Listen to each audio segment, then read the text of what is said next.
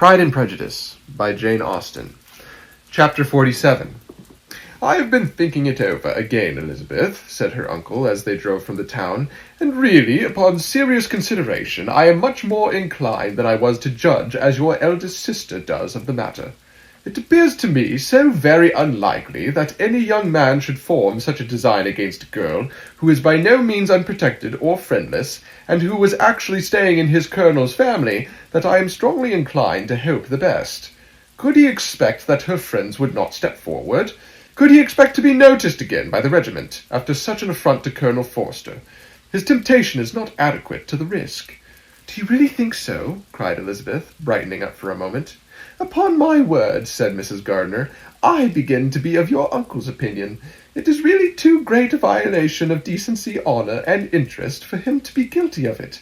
I cannot think so very ill of Wickham. Can you yourself, Lizzie, so wholly give him up as to believe him capable of it?" "Not perhaps of neglecting his own interest, but of every other neglect I can believe him capable, if indeed it should be so. But I dare not hope it. Why should they not go on to Scotland if that had been the case?" "In the first place," replied Mr. Gardiner, "there is no absolute proof that they are not gone to Scotland." "Oh, but their removing from the chaise into a hackney coach is such a presumption. And besides, no traces of them were to be found on the Barnet road." "Well, then, supposing them to be in London, they may be there, though for the purpose of concealment, for no more exceptionable purpose.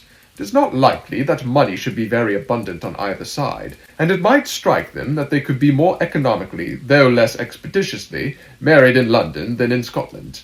"But why all this secrecy? Why any fear of detection? Why must their marriage be private? Oh, no, this is not likely. His most particular friend, you see, by Jane's account, was persuaded of his never intending to marry her. Wickham will never marry a woman without some money. He cannot afford it. And what claims has Lydia? What attractions has she beyond youth, health, and good humour that could make him, for her sake, forego every chance of benefiting himself by marrying well? As to what restraint the apprehension of disgrace in the corps might throw on a dishonourable elopement with her, I am not able to judge, for I know nothing of the effects that such a step might produce. But as to your other objection, I am afraid it will hardly hold good. Lydia has no brothers to step forward. He might imagine from my father's behaviour, from his indolence and the little attention he has ever seemed to give to what was going forward in his family, that he would do as little, and think as little about it, as any father could do in such a matter. But can you think that Lydia is so lost to everything but love of him as to consent to live with him on any other terms than marriage?" "It does seem, and it is most shocking indeed," replied Elizabeth with tears in her eyes, "that a sister's sense of decency and virtue in such a point should admit of doubt. But really I know not what to say. Perhaps I am not doing her justice. But she is very young. She has never been taught to think on serious subjects, and for the last half-year, nay, for a 12th-month, she has been given up to nothing but amusement and vanity. She has been allowed to dispose of her time in the most idle and frivolous manner, and to adopt any opinions that came in her way. Since the militia were first quartered in Meryton, nothing but love, flirtation, and officers have been in her head. She has been doing everything in her power by thinking and talking on the subject, to give greater, what shall I call it, susceptibility to her feelings, which are naturally lively enough, and we all know that Wickham has every charm of person and address that can captivate a woman. But you see that Jane, said her aunt, does not think so ill of Wickham as to believe him capable of the attempt. Of whom does Jane ever think ill? And who is there, whatever might be their former conduct, that she would believe capable of such an attempt, till it were proved against them? But Jane knows as well as I do what Wickham really is. We both know that he has been profligate in every sense of the word, that he has neither integrity nor honour, that he is as false and deceitful as he is insinuating. And do you really know all this? Cried Mrs. Gardiner, whose curiosity as to the mode of her intelligence was all alive. I do indeed, replied Elizabeth, colouring. I told you the other day of his infamous behaviour to Mr. Darcy, and you yourself, when last at Longbourn, heard in what manner he spoke of the man, who had behaved with such forbearance and liberality towards him. And there are other circumstances which I am not at liberty, which it is not worth while to relate. But his lies about the whole Pemberley family are endless. From what he said of Miss Darcy, I was thoroughly prepared to see a proud, reserved, disagreeable girl. Yet he knew to the contrary himself. He must know that she was as amiable and unpretending as we have found her." "But does Lydia know nothing of this? Can she be so ignorant of what you and Jane seem so well to understand?" "Oh, yes, that is the worst of all. Till I was in Kent, and saw so much both of Mr. Darcy and his relation Colonel Fitzwilliam, I was ignorant of the truth myself. And when I returned home, the militia was to leave Meryton in a week or fortnight's time.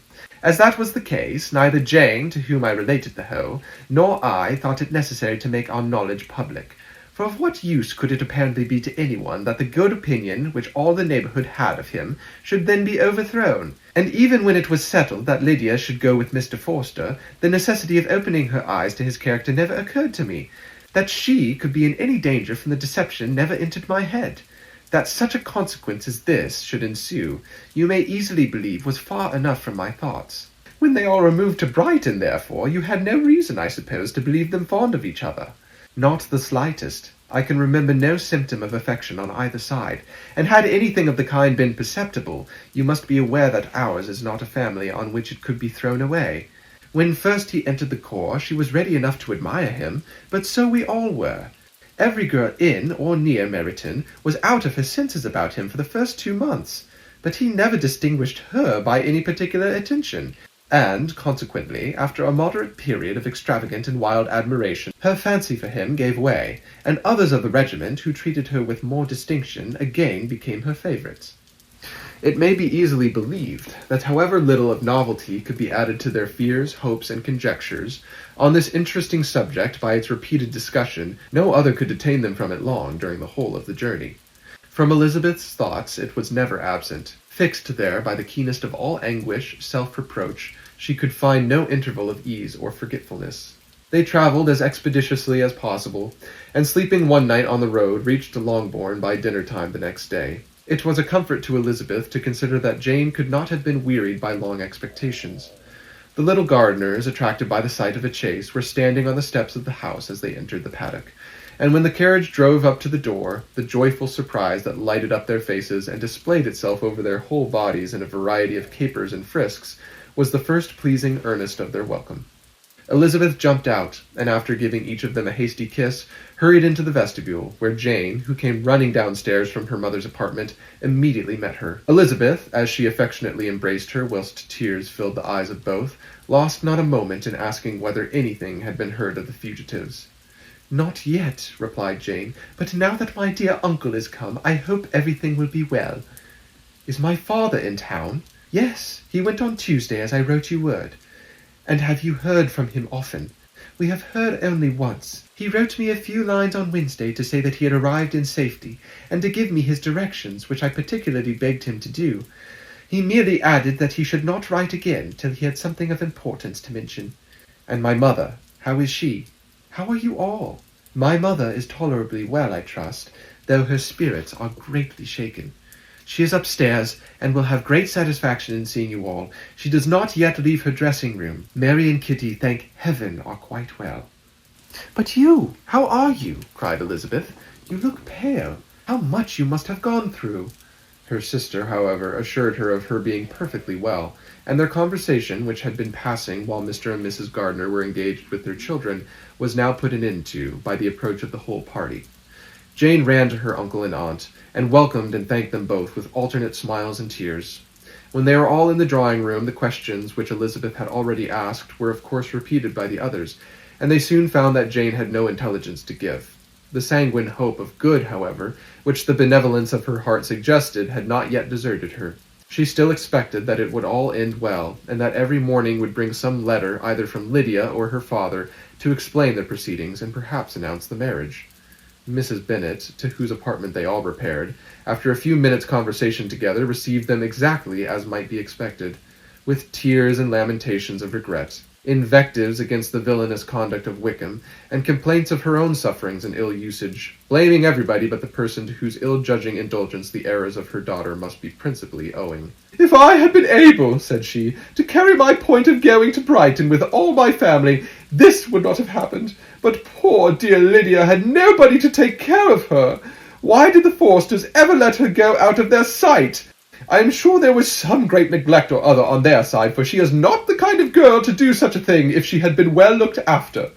I always thought they were very unfit to have the charge of her, but I was overruled, as I always am.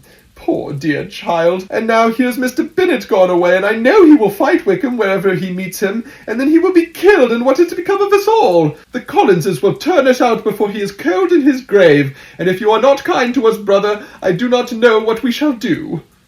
They all exclaimed against such terrific ideas, and Mr. Gardiner, after general assurances of his affection for her and all her family, told her that he meant to be in London the very next day, and would assist Mr. Bennet in every endeavour for recovering Lydia. "Do not give way to useless alarm," added he. "Though it is right to be prepared for the worst, there is no occasion to look on it as certain. It is not quite a week since they left Brighton. In a few days more we may gain some news of them. Until we know that they are not married and have no design of marrying, do not let us give the matter over as lost. As soon as I get to town, I shall go to my brother and make him come home with me to Gracechurch Street, and then we may consult together as to what is to be done." "Oh, my dear brother," replied Mrs. Bennet, "that is exactly what I could most wish for. And now do, when you get to town, find them out, wherever they may be, and if they are not married already, make them marry. As for wedding clothes, do not let them wait for that, but tell Lydia she shall have as much money as she chooses to buy them, after they are married. And above all things, keep Mr. Bennet from fighting. Tell him what a dreadful state I am in, that I am frightened out of my wits, and have such tremblings, such flutterings all over me, such spasms in my side, and pains in my head, and such beatings at heart, that I can get no rest by night or by day. And tell my dear Lydia not to give any directions about her clothes till she has seen me, for she does not know which are the best warehouses. Oh, brother, how kind you are! I know you will contrive it all." But Mr. Gardiner, though he assured her again of his earnest endeavours in the cause, could not avoid recommending moderation to her, as well in her hopes as her fears. And after talking with her in this manner till dinner was on table, they left her to vent all her feelings on the housekeeper, who attended in the absence of her daughters. Though her brother and sister were persuaded that there was no real occasion for such a seclusion from the family, they did not attempt to oppose it, for they knew that she had not prudence enough to hold her tongue before the servants while they waited at table, and judged it better that one only of the household, and the one whom they could most trust, should comprehend all her fears and solicitude on the subject. In the dining-room they were soon joined by Mary and Kitty, who had been too busily engaged in their separate apartments to make their appearance before. One came from her books, and the other from her toilet. The faces of both, however, were tolerably calm, and no change was visible in either, except that the loss of her favourite sister, or the anger which she had herself incurred in the business, had given something more of fretfulness than usual to the accents of Kitty. As for Mary, she was mistress enough of herself to whisper to Elizabeth with a countenance of grave reflection, soon after they were seated at table, "This is a most unfortunate affair, and will probably be much talked of. But we must stem the tide of malice and pour into the wounded bosoms of each other the balm of sisterly consolation." Then, perceiving in Elizabeth no inclination of replying, she added, "Unhappy as the event must be for Lydia, we may draw from it this useful lesson, that loss of virtue in a female is irretrievable, that one false step involves her in endless ruin, that her reputation is no less brittle than it is beautiful, and that she cannot be too much guarded in her behaviour towards the undeserving of the other sex." Elizabeth lifted her eyes in amazement, but was too much oppressed to make any reply. Mary, however, continued to console herself with such kind of moral extractions from the evil before them. In the afternoon, the two elder Miss Bennets were able to be for half an hour by themselves, and Elizabeth instantly availed herself of the opportunity of making many inquiries, which Jane was equally eager to satisfy. After joining in general lamentations over the dreadful sequel of this event, which Elizabeth considered as all but certain, and Miss Bennet could not assert to be wholly impossible, the former continued the subject by saying, "But tell me all and everything about it which I have not already heard. Give me farther particulars. What did Colonel Forster say? Had they no apprehension of anything before the elopement took place? They must have seen them together for ever." "Colonel Forster did own that he had often suspected some partiality, especially on Lydia's side, but nothing to give him any alarm. I am so grieved for him. His behaviour was attentive and kind to the utmost. He was coming to us in order to assure us of his concern before he had any idea of their not being gone to Scotland. When that apprehension first got abroad, it hastened his journey. And was Denny convinced that Wickham would not marry? Did he know of their intending to go off? Had Colonel Forster seen Denny himself? Yes, but when questioned by him, Denny denied knowing anything of their plan, and would not give his real opinion about it. He did not repeat his persuasion of their not marrying, and from that I am inclined to hope he might have been misunderstood before.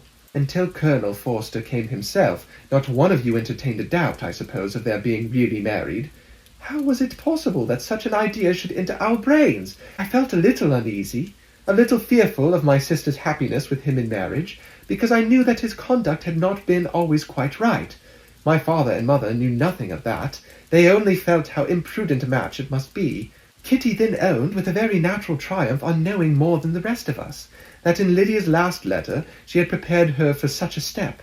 She had known, it seems, of their being in love with each other many weeks. But not before they went to Brighton. No, I believe not. And did Colonel Forster appear to think ill of Wickham himself? Does he know his real character? I must confess that he did not speak so well of Wickham as he formerly did. He believed him to be imprudent and extravagant, and since this sad affair has taken place, it is said that he left Meryton greatly in debt. But I hope this may be false. Oh, Jane, had we been less secret, had we told what we knew of him, this could not have happened.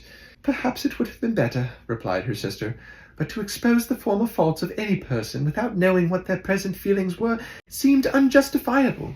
We acted with the best intentions. Could Colonel Forster repeat the particulars of Lydia's note to his wife?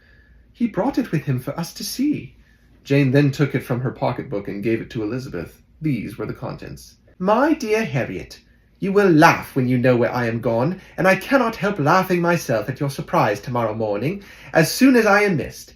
I am going to Gretna Green, and if you cannot guess with who, I shall think you a simpleton, for there is but one man in the world I love, and he is an angel.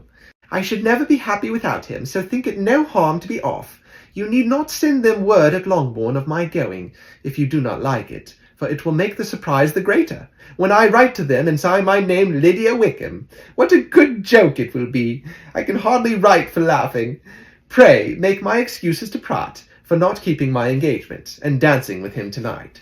Tell him I hope he will excuse me when he knows all, and tell him I will dance with him at the next ball we meet, with great pleasure. I shall send for my clothes when I get to Longbourn, but I wish you would tell Sally to mend a great slit in my worked muslin gown before they are packed up. Good-bye. Give my love to Colonel Forster. I hope you will drink to our good journey. Your affectionate friend, Lydia Bennet. Oh, thoughtless Lydia, cried Elizabeth when she had finished it. What a letter this is, to be written at such a moment, but at least it shows that she was serious in the object of her journey. Whatever he might afterwards persuade her to, it was not on her side a scheme of infamy. My poor father, how he must have felt it! I never saw anyone so shocked. He could not speak a word for full 10 minutes. My mother was taken ill immediately, and the whole house in such confusion.